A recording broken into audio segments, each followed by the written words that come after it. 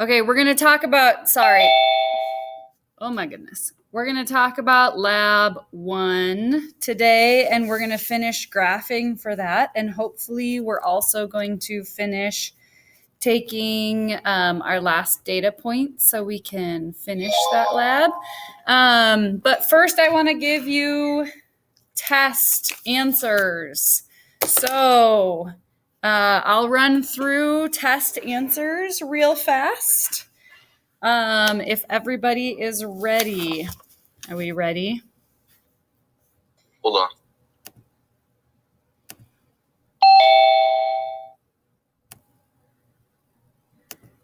Okay, so once you type these two numbers in, the stock solution, 9.8% transmittance, the first dilution of 8 to 2, 8 stock to 2 milliliters of water, 14.4%. Notice that since you typed in equations here, the numbers just automatically get calculated for you. So again, this is the power of Excel. If you had done the calculations yourself and punched in numbers, you would be spending time now to go do those calculations and punch in those numbers. But it just automatically populates for you, which is nice. Okay, so today, let me run through what we're doing today, and then also what you're going to do tonight and tomorrow morning, because it's kind of a lot to keep track of because our labs are complicated, right? Our labs aren't just like measure out this salt, right? It's a complicated question, and so it takes all of these different puzzle pieces to come through. So I want to walk you through that. Okay, today what we're doing is, I don't actually have it up here. We're going to make some graphs. So if you are following along in your lab book, in investigation 1, what we're doing today is step 6 of our pre-lab. We're going to make these 4 graphs, and we're going to talk about which one we want to use to talk about concentration versus transmittance and why. And then whichever graph we use is called our standard. It's called a standard graph because it's made from knowns. Everything we've plugged into it, we have known our concentrations and we have known our transmittances. So we're making a standard graph out of knowns, and then we're going to take an unknown today and plug it into that graph and figure out what the concentration of that unknown is. That's what we're going to try to do today together. That's our goal if we have enough time. Then tonight, your post lab is basically going to do the calculations behind this. So you'll be doing data collection and computation questions 1 and 2. That's on page 20 and 21. And it's having you determine the molar concentration of blue dye number 1. And then there's also a practice question. Actually, in the post-lab assessment, I just want you to do 1 and 3. I don't want you to do 2. So just question 1, question 3. Tomorrow, we don't have class, which is kind of nice because it buys you an extra day to finish that assessment or to finish scoring your Unit 1 test and getting that reflection in. And it also gives you an extra day to process through all the post-lab stuff or the pre-lab stuff for investigation 2. So for your asynchronous time for Thursday, which I think it's posted. I'll go check. I don't know if it's posted or not. It is...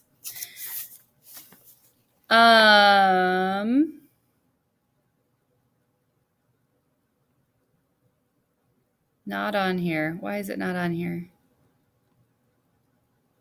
Oh, it's actually listed. Oh, it's listed as the asynchronous stuff for today, but you don't actually have it. You don't have to have it done. Oh, I flipped it on Google Classroom. That's why. Okay, wait for it.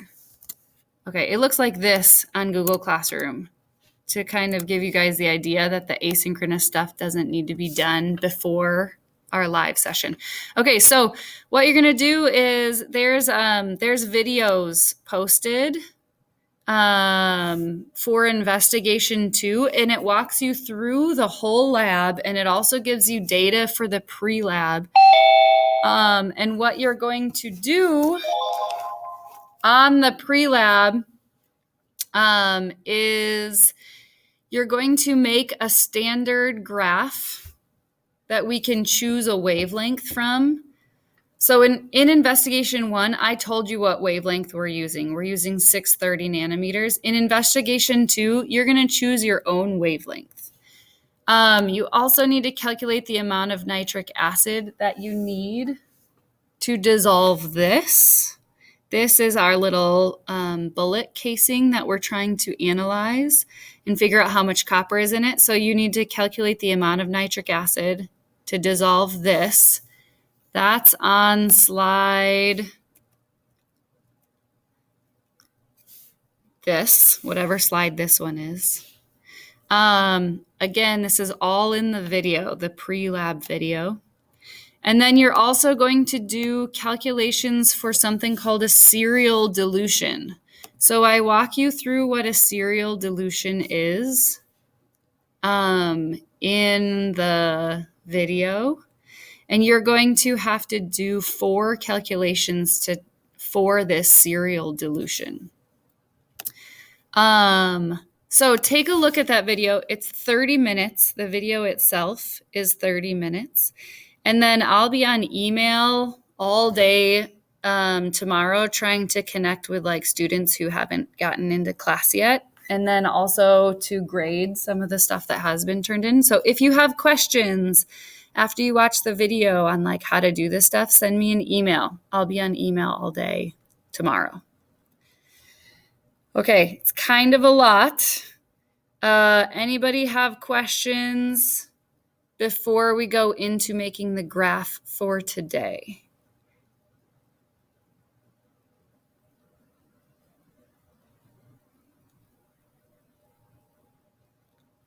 Okay, I know it's a lot. It's kind of a whirlwind. Let me know if you are more comfortable emailing your questions. I'll check email at the end of the day today at like 2:30 after I'm done teaching all the classes. So let me know what questions you have then too.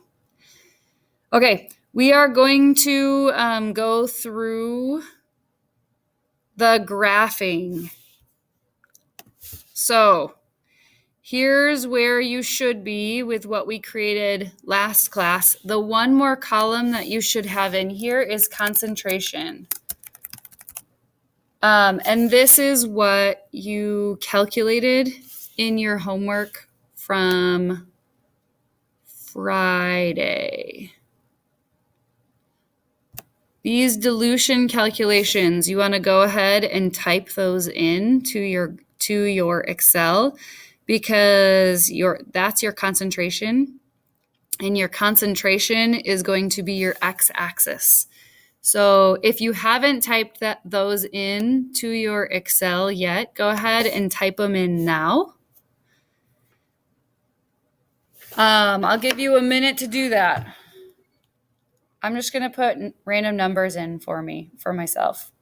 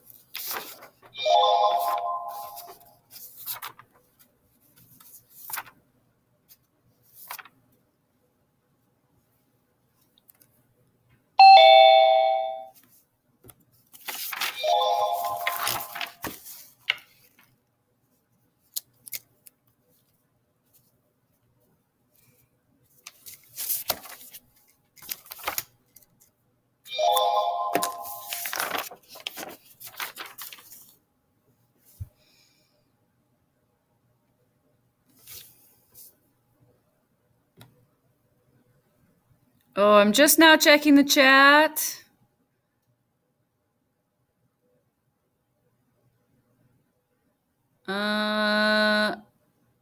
Okay, looks like you guys answered each other's questions. Lainey, the updated week at a glance is currently on the classroom. If you can't get access to it, send me an email. I can email you the link as well. Kaya, I can hang out after class and answer questions on what's due and what's not due if you want me to.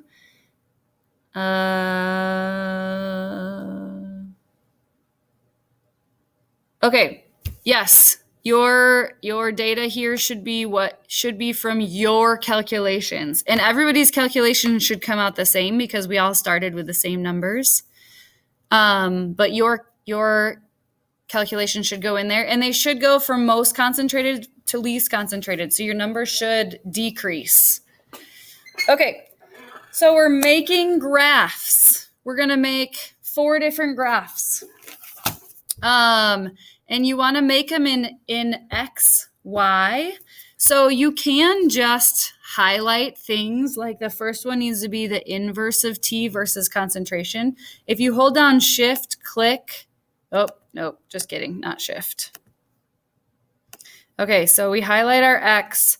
I think it's Control Shift. Nope, that doesn't work either. Alt Shift. Nope. Awesome. Okay, I'm just going to move mine because I don't know the commands on a Chromebook. Okay, so let's see if this works. Copy. Paste. That also didn't work. Awesome.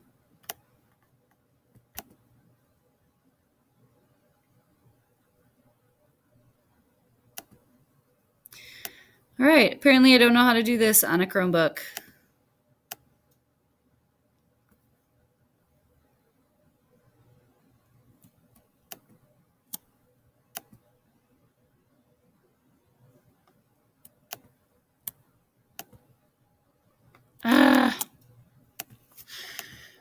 Well, okay, let's see if we can go to graph. Let's go insert chart.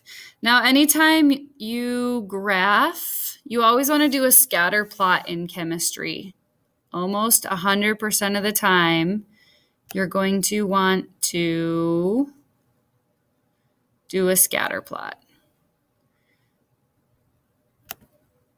Okay, so I'm just going to highlight my X and hit insert chart, and then I'm going to edit it. Edit chart.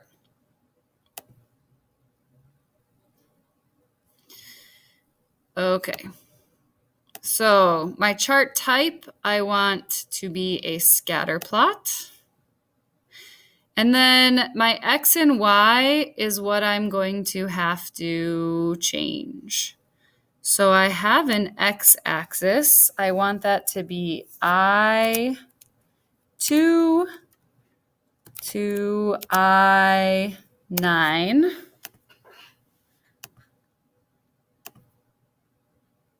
And then my series is going to be my Y-axis.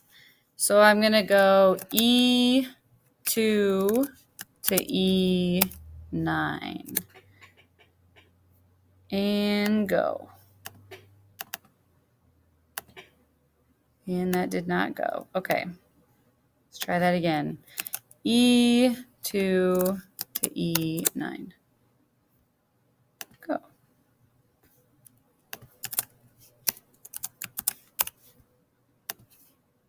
There we go. Okay. So X-axis, you want to be concentration. And then series is your Y-axis. And this is going to be 1 over T.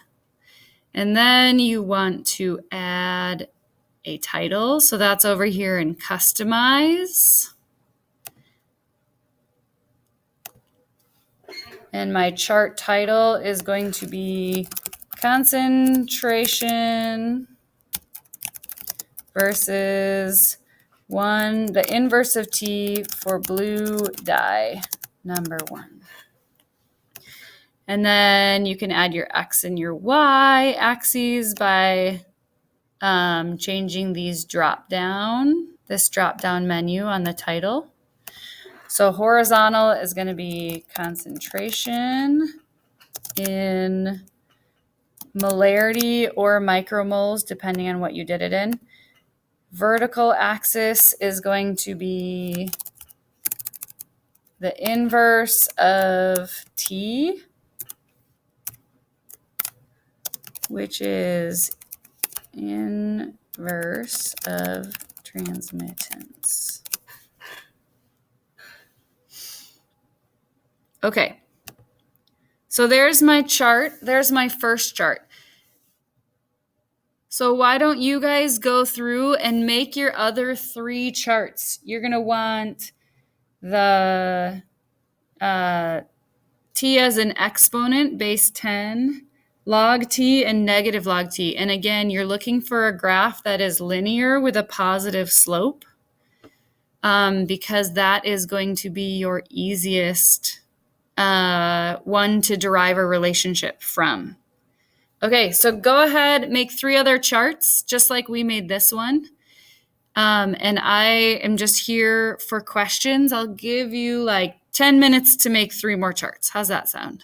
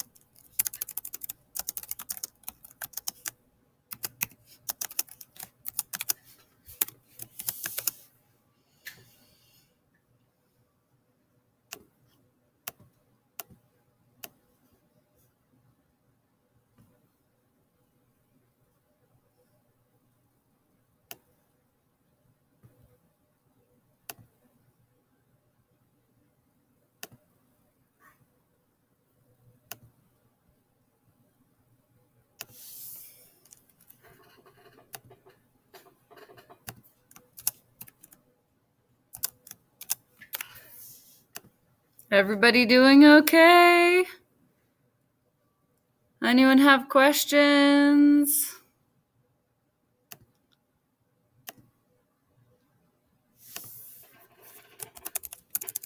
Can you go through doing the inputting the X and Y ranges again? Yep. So if you're on your graph, if you have a graph up, it's in setup right here. So you have 2 tabs, customize and setup. So you want to go to setup and then you're going to type your X here in the x-axis, and then your y goes here in the series. So if you need to put it in, what I would do is just remove whatever's already there and then add x-axis. For some reason, I'm having to click on this like select a data range right here. So I'm going to click on that. And then you type in your data range as in like the first one, colon, the last one.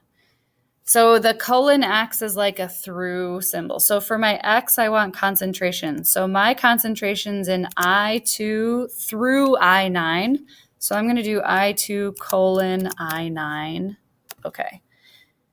And then your series goes here. This is going to be your Y axis. So again, if it's not what you want, I would just remove it. And then add series, click this little waffle here that says selected data range. And mine is in G2 through G9. So I'm going to type in G2 colon G9. And then it should set up your X and Y axes the way you want it. Does that help? Yeah. Okay.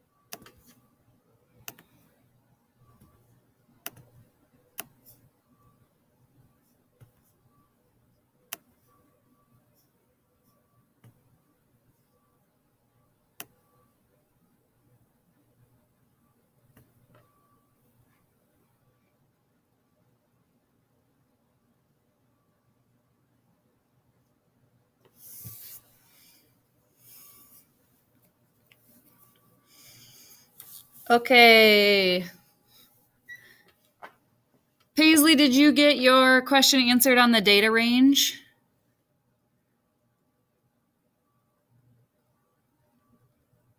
Okay, Paisley, unmute yourself. Ask me your question. So what do we type in for the data range part? That's the only part I didn't get. So Your data range is going to be whatever you want your X and Y axis to be. So we're creating graphs with the data that we have, right? So you're going to need, some of your data is going to be your X axis and some of your data is going to be your Y axis. So all X axes are going to be concentration. Every single time we're doing transmittance versus concentration, we're just manipulating transmittance. We're going to try transmittance. We're going to try 1 over transmittance. We're going to try transmittance as an exponent. We're just manipulating the transmittance data to see if we can get an easy line to deal with. But your X is always going to be concentration. Your Y is always going to be something over transmittance. So what is your X going to be on your first graph, Paisley? For which one? For your very first graph, we're looking on step 6 where they tell you what graphs you're making. So what is the X axis on your very first graph?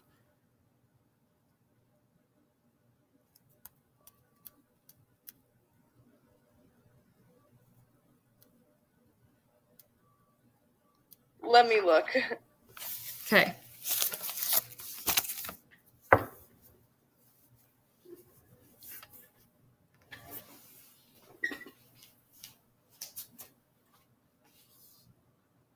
Would it be the concentration then? Yes, it's the concentration. So where on your graph where on your Excel spreadsheet is your concentration? Is it the I column? It's in the I column, right. So it's probably, if you have it set up like mine, it starts in I2 and it goes all the way to I9. Does yours do the same thing? Yeah.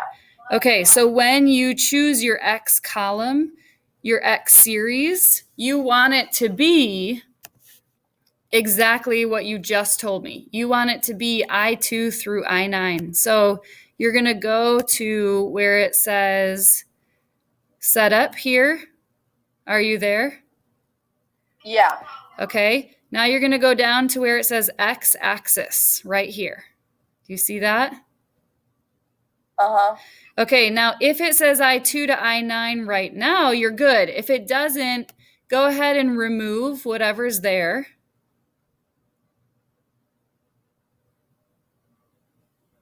Okay.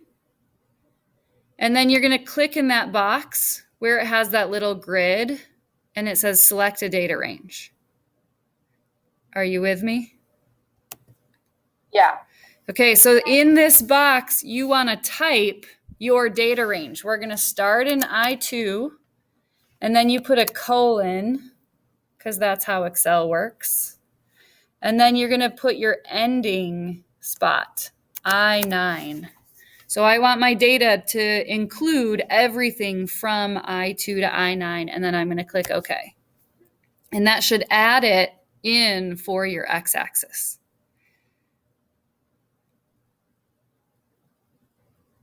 Do you see how that works? Yeah. Okay, so what's your y-axis for this very first graph?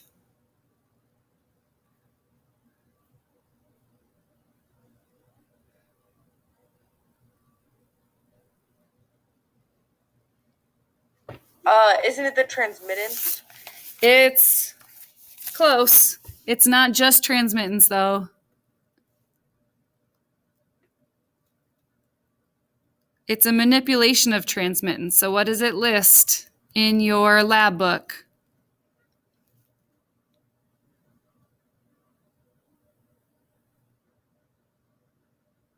I don't see it. So are you on step 6 in your lab book? Yeah. Do you see those 4 little green squares? Yeah. Those are your 4 graphs you're going to make. So go to the first green square. Mm-hmm. Okay, it has something versus, and then it has dye in brackets. This dye in brackets is concentration of your dye. That's what our x-axis is. So the other one's your y-axis. So what's your y-axis? The y-axis will be the first green dot or whatever. Yep. And what does it say right after that first green dot? The 1t and then versus. It says 1/t, right? Yeah. So that is 1 divided by t, which is the inverse of t. So that's what we put into column E probably. Do you have 1 divided by t in column E? Yeah. Yeah. Yeah. So that's your column E is going to be your y-axis. So in the series portion of your graph, okay, you're going to type in E2 colon E9. Okay. Thank you for walking through this, Paisley. Mm-hmm. So that should give you your x-axis and your y-axis. Do you have a graph that kind of looks like mine? Yeah. Awesome. So you're going to do that for each of the 4 graphs. And these little 4 dots, these green dots right here, tell you exactly what your x and y axis are for each of your four graphs. The next graph, you're going to have concentration of dye as your x-axis again. And then your y-axis is going to be 1 times 10 raised to the t, which should be your F column.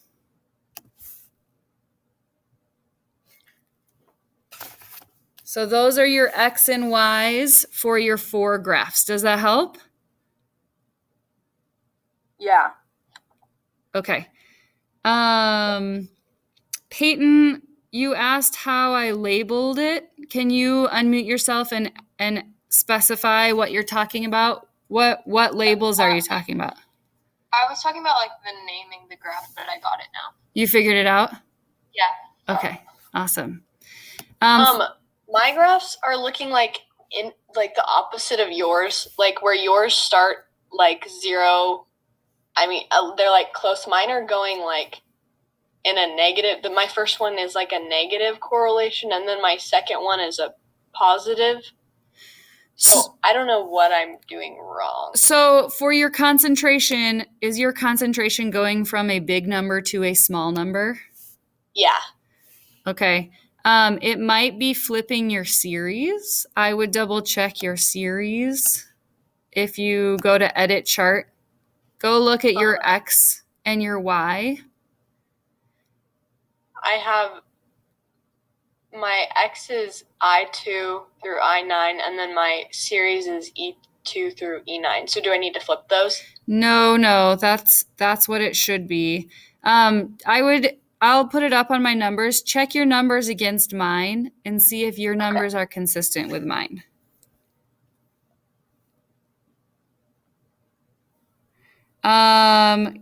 Callie, yes, I'm recording this right now and it's going to be posted in Google Classroom. I'll attach it to the Tuesday day in Google Classroom. So at this point in time, what we need to decide is which one is linear? Which one is the most linear looking?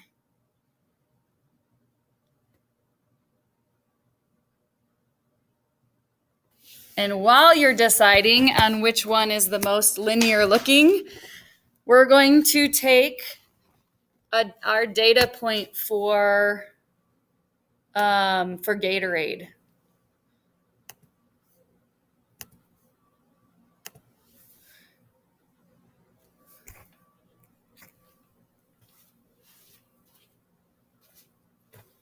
So this is just store-bought Gatorade. And if you look at the ingredient list, the only dye in here is blue dye number 1. I'm putting it into a cuvette.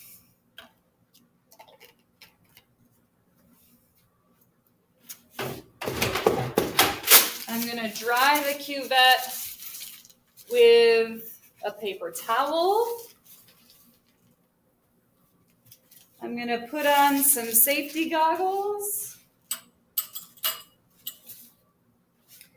because I'm a responsible lab user.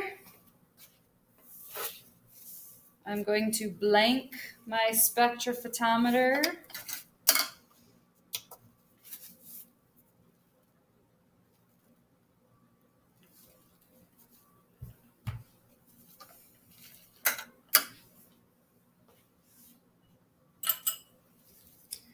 And then I'm going to put in blue Gatorade. So this is your unknown concentration of blue dye, number 1. And the transmittance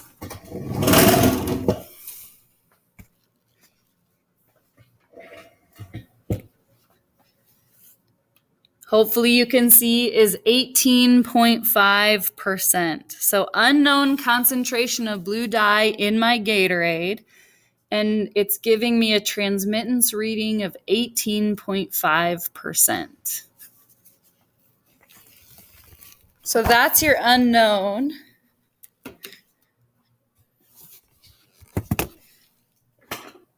All right. Yeah, I would agree that the log graphs are looking the most linear. And my negative log has a positive slope. Okay, so we're going to give this one a line of best fit in the last 2 minutes. Go to customize. Click. Go to series. Click. Go to trend line. Trend line is going to give you a line of best fit. Oh, I want to select this graph first of all. Trend line, click. Gives me a line of best fit through my data points. And then one last thing that's going to save you some time. Go to label. It currently says none. You want to change that to equation.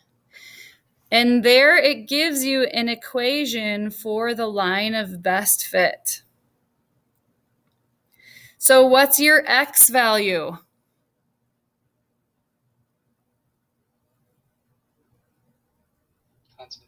Concentration. And this whole equation equals your Y value. What's your Y value? Negative log T. It's negative log T, right. So in the case of my unknown, my Y value is negative log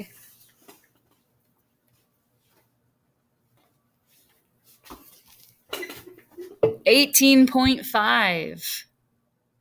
And now you can solve for your concentration of blue dye in Gatorade, which is X. So that blitzkrieg of a lesson shows you how to manipulate data to get a usable line, and also how to get an equation for that usable line that we can plug in and solve for an unknown. So that's your post lab today. You're plugging in that 18.5 transmittance as your Y, your negative log of 18.5 is your Y, and you're solving for X.